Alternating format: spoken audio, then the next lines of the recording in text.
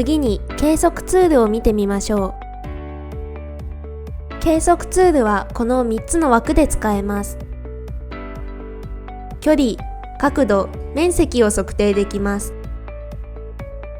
ROI 骨密度や矢印のマークをつけることもできます。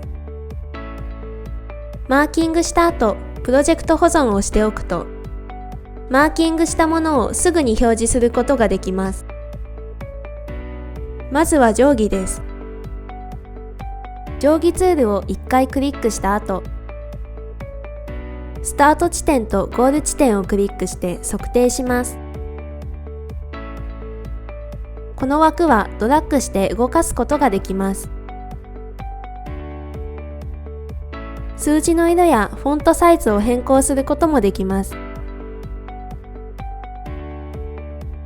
3D ビュアーの測定機能は非常に正確ですが、正確に測定するためには正しい位置に調整する必要があります。次はテープ機能です。定規と同じく距離を測るものですが、継続的に測定できます。ダブルクリックして終了します。これは角度の機能です。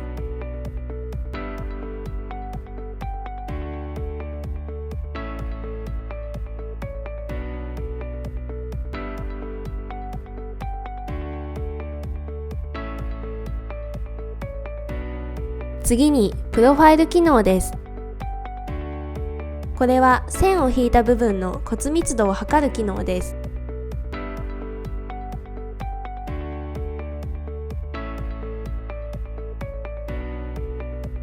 ROI 機能は指定範囲の平均密度を確認することができます。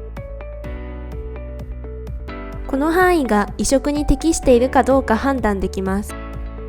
最小密度と最大密度も表示されています。この機能もダブルクリックで終了です。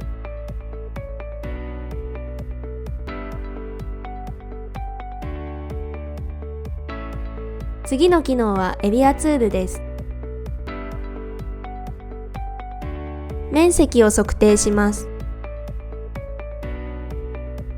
こちらもクリックで線を引いてダブルクリックで終了です。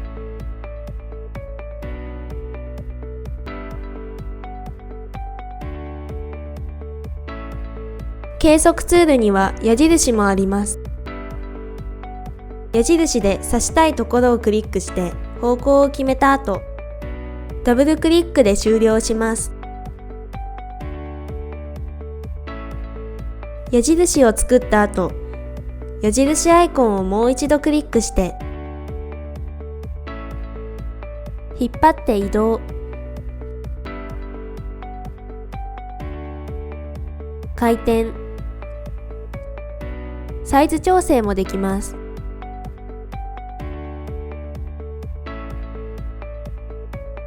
計測ツールにはメモ機能もあります。